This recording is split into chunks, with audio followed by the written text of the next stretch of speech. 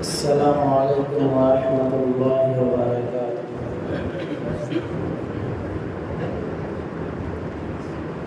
الحمد للہ وحدہ والصلاة والسلام علی من لا نبی بعدہ، اما بعد فقد قال اللہ تبارک وتعالی فی القرآن المجید والفرقان الحمید۔ اعوذ باللہ من الشیطان الرجیم، بسم اللہ الرحمن الرحیم۔ ان اللہ اشترى من المؤمنین انفسهم واموالهم بأن لهم الجنة۔ آمنت بالله صدق الله مولانا العظيم وصدق رسوله النبي الكريم، ونحن على ذلك من الشاهدين والشاكرين، والحمد لله رب العالمين۔ سبحانك لا علم لنا إلا ما علمتنا إنك أنت العليم الحكيم۔ رب اشرح لي صدري ويسر لي أمري واحلل عقدة من لساني يفقهوا قولي۔ اللهم صل على سيدنا مولانا محمد وعلى آل سيدنا مولانا محمد وبارك وسلم۔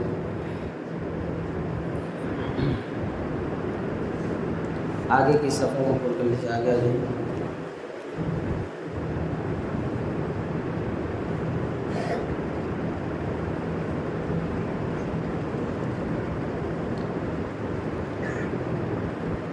محترم عزیز ساتھیوں،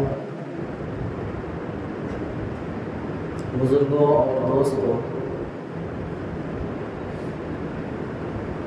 اللہ تبارک و تعالی نے اس کائنات کے نظام کو اپنی قدرت سے چلایا ہے، اور کائنات کی ہر چیز کو حضرت انسان کے لیے پیدا فرمایا ہے۔ لیکن انسان یہ سوچتا ہے کہ میں اپنی عارضی زندگی اپنے حساب سے اور اپنے من موافق چلاؤں۔ انسان یہ سوچتا ہے کہ میں اپنی یہ عارضی زندگی اپنے من موافق اور اپنی منشا کے مطابق گزاروں، حالانکہ ایسا نہیں۔ اللہ رب العزت نے زندگی عطا فرمائی ہے اللہ رب العزت کے حساب اور اللہ کے من موافق چلانے کے، اور چلتا ہے اللہ ہی کے من موافق۔ چنانچہ ہم دیکھتے ہیں کبھی کسی کام کے کرنے کا ہم ارادہ کرتے ہیں، لیکن وقت پہ وہ کام نہیں ہوتا، وہ پلاننگ فیل ہو جاتی ہے۔ اس کا مطلب کہ ہمارے ارادے کے اوپر کسی اور کا ارادہ چلتا ہے، کسی اور کے ارادے کے اوپر فیصلہ ہوتا ہے، وہ اللہ رب العزت کی ذات ہے۔ اللہ رب العزت نے حضرت انسان کو اس روئے زمین پر اپنا نائب و خلیفہ بنا کر بھیجا۔ حضرت آدم علیہ نبینا علیہ السلام کو جب پیدا کرنے کا ارادہ کیا اللہ رب العزت نے، تو فرشتوں کے سامنے کہا کہ میں اپنا نائب اور خلیفہ بنانے والا ہوں، میں انسان بنانے والا ہوں۔ فرشتوں نے کہا کہ باری تعالی، آپ کی عبادت کے لیے ہم کافی ہیں، آپ نے جس کام پہ ہمیں مامور کر دیا، جس ڈیوٹی پہ ہمیں متعین کر دیا، ہم اس کو پلک جھپکنے کے برابر بھی اس کے اندر کوتاہی اور غفلت سے کام نہیں لیتے، اور جس مخلوق کو آپ بنانے کا ارادہ فرما رہے ہیں وہ زمین پہ جا کر کے فساد برپا کرے گی، خون ریزیاں کرے گی، جھگڑے فساد کریں گے۔ اللہ رب العزت نے فرمایا کہ اے میرے فرشتوں، تم کو بھی میں نے ہی پیدا کیا ہے، اور ان کو بھی میں ہی پیدا کرنے والا ہوں، لہٰذا جو چیز میں جانتا ہوں ان چیزوں کی تمہیں خبر نہیں ہے، سوائے اس کے جس کو میں تمہیں باخبر کر دوں جس کے بارے میں۔ چنانچہ اللہ رب العزت نے حضرت آدم علیہ السلام کی تخلیق فرمائی، اور آدم و حوا کے ذریعے سے اس روئے زمین کو اللہ رب العزت نے رچایا اور بسایا،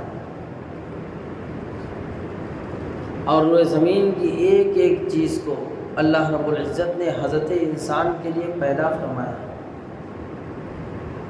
وہ موٹی موٹی چیزیں ہمیں سمجھ میں تو آ جاتی ہیں، جیسے زمین ہے اللہ رب العزت نے انسان کے لیے پیدا فرمایا، ہم اس پہ چلتے پھرتے ہیں اور اس کے ذریعے سے نکلے ہوئے غلے کو استعمال کرتے ہیں، زمین سے نکلا ہوا پانی ہمارے استعمال آتا ہے۔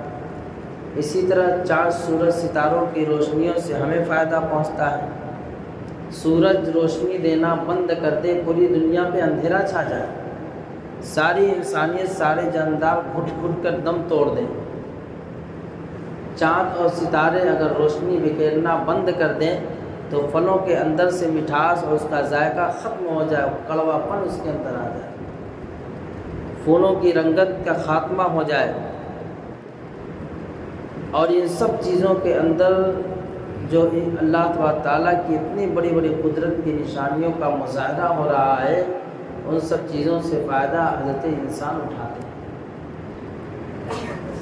اس روئے زمین پر کوئی ایسی چیز نہیں، چاہے وہ زمین کے اوپر ہو، چاہے دریا کے اندر رہنے والی ہو، چاہے فضاؤں میں اڑنے والی ہو، چاہے جنگلات میں زندگی بسر کرنے والی ہو، تمام کی تمام چیزیں، یہاں تک کہ جڑی بوٹیاں بھی اللہ رب العزت نے حضرت انسان کے لیے پیدا کی۔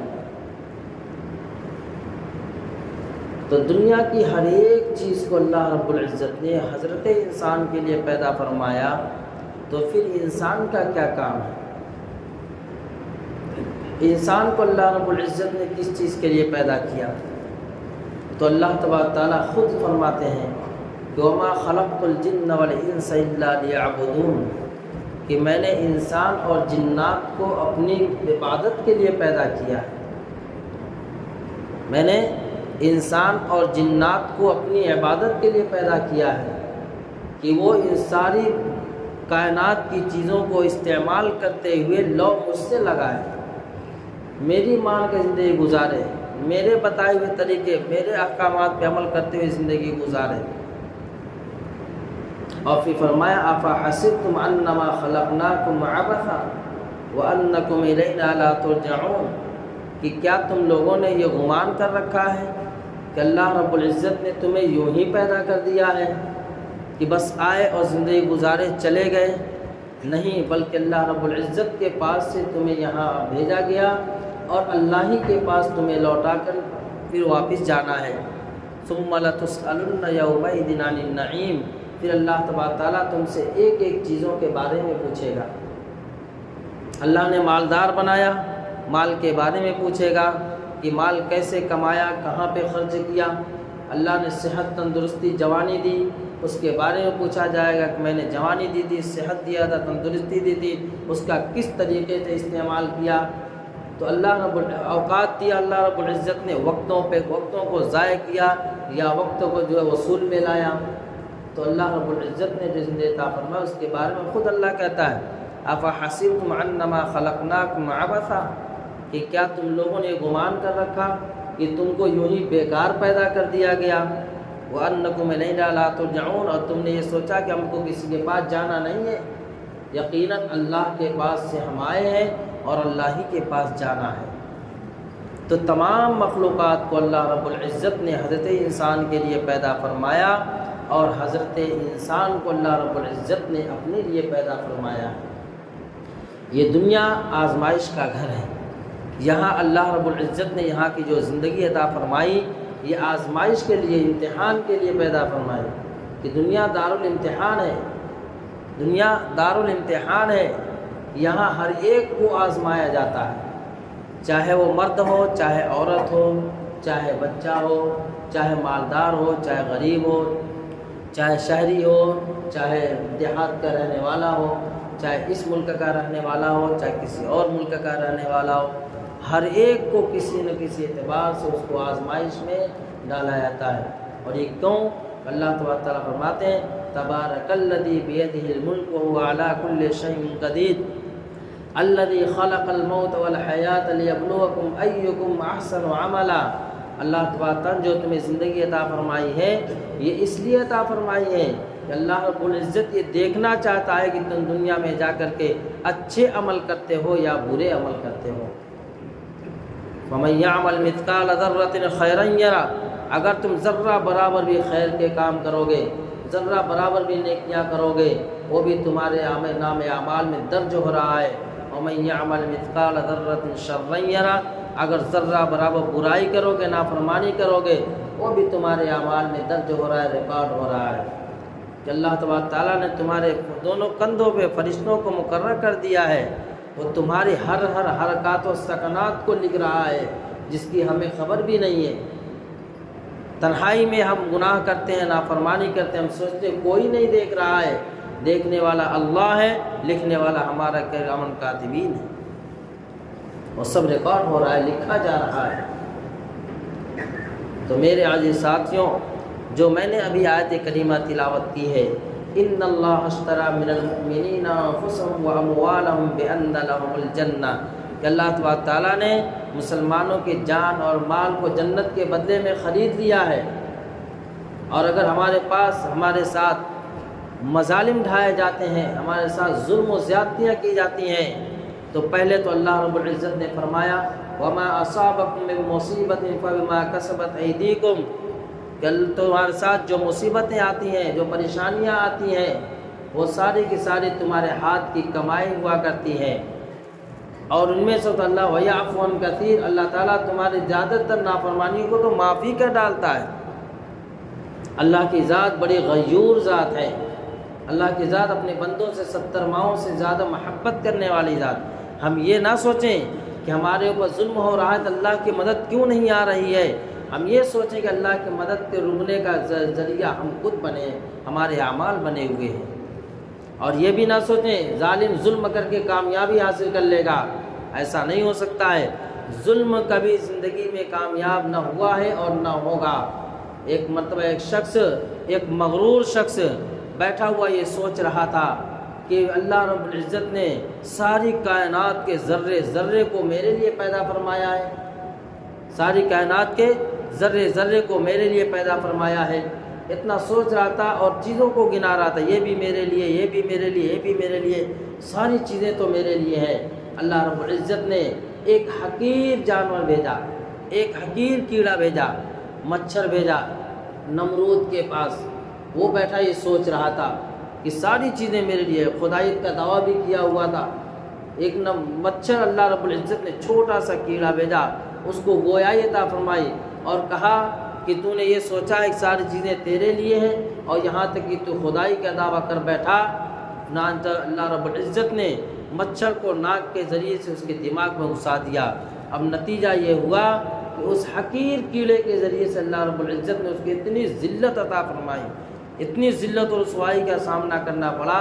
کل تو اس کے وزراء اس کے حکم کے مطابق لوگوں کا قتل کیا کرتے تھے، آج اسی کے وزراء اس کے حکم کے مطابق کے سروں پہ جوتا مار رہے ہیں۔ نمرود ظالم بادشاہ تھا جس نے اللہ تعالیٰ کے خلیل حضرت ابراہیم علیہ نبینا علیہ السلام کو آگ میں ڈالا، صرف اس بنیاد پر کہ تم اللہ کی وحدانیت کا اقرار کیوں کرتے ہو، تم اللہ کی وحدانیت کا دعوت کیوں دیتے ہو، تم ایک اللہ کو ماننے کو کیوں کہہ رہے ہو، لوگوں میں چل پھر کر کے لوگوں کے تعلق کو لوگوں میں چل پھر کے اللہ کی پہچان کیوں کرا رہے ہو۔ ظلم زیادتی جب ہوئی ہے جس زمین پر، اللہ رب العزت نے اس ظلم کو بخشا نہیں ہے، اس ظلم کو دنیا کے اندر ہی اس کو ظلم کی جو ہے پاداش میں ان کو پکڑا، ان کو دنیا سے نیست و نابود کر دیا۔ اور ہمارا جرم اس ملک میں رہتے ہوئے صرف یہ ہے کہ ہم مسلمان ہیں۔ جب اس روئے زمین پہ انسانوں پہ ظلم ڈھایا گیا تو صرف اور صرف اس کی وجہ یہ بنی کہ ہم وہ مسلمان تھے۔ اٹھائیں تاریخ اور پڑھیں کہ مسلمانوں کو کس طریقے سے مظالم کا سامنا کرنا پڑا ہے۔ دوسری ملک کی تاریخ چھوڑو، خود اس ملک کو، ہم کو اس ملک سے محبت ہے، ہمارا یہ آبائی ملک ہے، آبائی وطن ہے، کہ سب سے پہلے انسان، سب سے پہلا پیغمبر، سب سے پہلا نبی اللہ رب العزت نے اس روئے زمین پر بھیجا حضرت آدم علیہ نبی علیہ السلام کو سری لنکا کے اندر، اور آج ہم سے کہا جا رہا ہے کہ ہمارا ملک نہیں ہے، ہم چھوڑ کے کہیں اور چلے جائیں۔ قرآن نے اس نقشے کو کھینچا ہے، انبیاء علیہ السلام نے جب جب اسلام کی دعوت دی ہے تب تب ان کو اس کا سامنا کرنا پڑا، چھوڑو اس ملک کو، چھوڑو وطن کو، اب کہیں اور تم چلے جاؤ۔ آج اسی کا سامنا ہمیں بھی کرنا پڑ رہا ہے۔ یہ ملک 100 سال غلامی کی زندگی گزارا ہے، اور علماء نے 10 کروڑ مسلمانوں نے اس روئے زمین پر اپنے خون کی قربانی دی ہے۔ 10 کروڑ مسلمانوں نے انگریزوں سے آزادی کے لیے 10 کروڑ مسلمانوں نے اپنی جان کی قربانی دی ہے، جب جا کر کے ملک ہم کو ملا، آزاد ہوا ہے۔ 10,000 شیرخوار بچوں کو شہید کر دیا گیا، گولی کی نوک پہ چلا کر ان کو بھون دیا گیا ہے۔ ہم اس تاریخ کو بھولے نہیں کہ ہمارا اس کے اندر کچھ حصہ نہیں ہے، سارا کا سارا حصہ تو ہمارا ہے کہ ہم نے اپنے خون اور پسینے سینچ کر کے اس ملک کو آزاد کرایا ہے۔ ہمارے علماء نے اپنے پھانسی پہ پھندے پہ چڑھنا گوارا کیا، لیکن اس ملک کو چھوڑنا گوارا نہیں کیا ہے۔ اگر اس وقت ہوتا، ہم اگر چاہتے اس ملک کو چھوڑ کے چلے آتے، لیکن نہیں، یہ ہمارا آبائی ملک ہے۔ ہمارے آباء و اجداد نے، ہمارے بزرگوں نے اس ملک کو خون اور پسینے سے سینچا ہے، یہ ہمارا ملک ہے۔ ہمیں اس ملک میں کھلے طور سے آزادی چاہیے۔ ظلم کیسا؟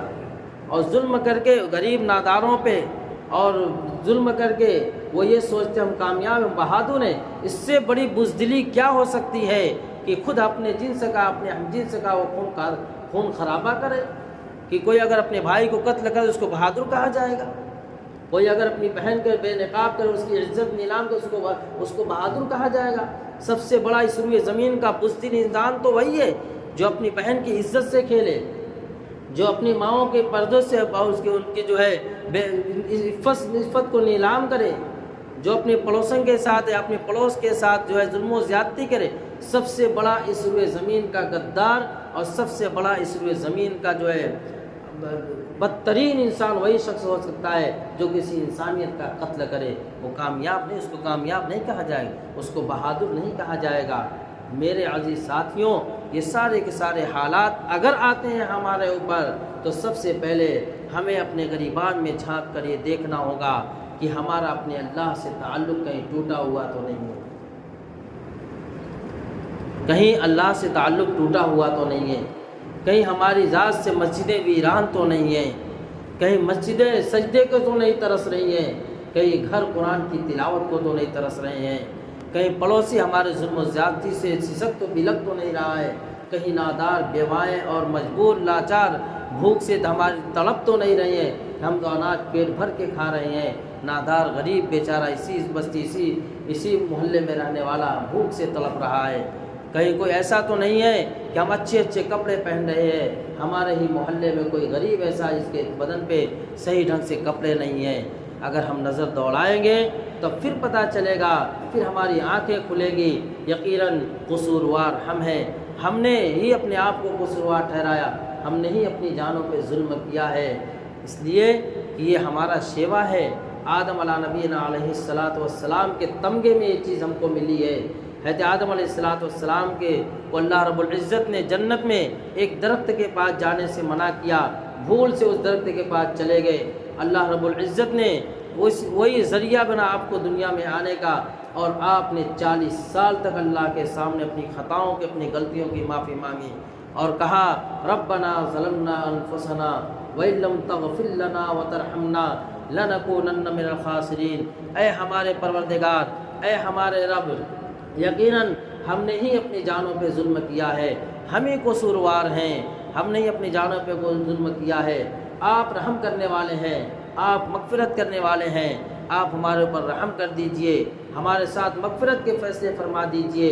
یقیناً ہم ہی خسارے اور ٹوٹے میں سے ہیں۔ جب آدم علیہ السلام سے غلطی ہوئی، دنیا میں بھیجا گیا، آپ کو احساس ہوا، اللہ نے یہ دعا سکھائی، اس دعا کی بدولت اللہ رب العزت نے آپ کی غلطیوں کو بھی معاف کیا، اور آج تک نسل انسانی کا سلسلہ آپ کے ذریعے سے چلایا۔ اس لیے اس وقت سب سے اہم اور ضرورت اس بات کی ہے کہ ہم مسجدوں کو آباد کریں اپنے گھروں میں قرآن کی تلاوت کو زندہ کریں، اپنے نوجوان نسل کا تعلق مسجد سے جوڑیں، ان کو ایمان اور اعمال صالحہ کی دعوت دیں، ان کے عقائد کی فکر کریں اور اب اپنی بہن بیٹیوں کے پردے کی تلقین کریں۔ اللہ تبارک و تعالی ہمیں ان سب باتوں پہ عمل کی توفیق عطا فرمائے۔ جن لوگوں پہ ظلم ہو رہا ہے اللہ تبارک تعالی ظالموں کا خاتمہ اس دنیا سے فرمائے اور مظلوموں کی مدد فرمائے۔ وآخر دعوانا ان الحمد للہ رب العالمین۔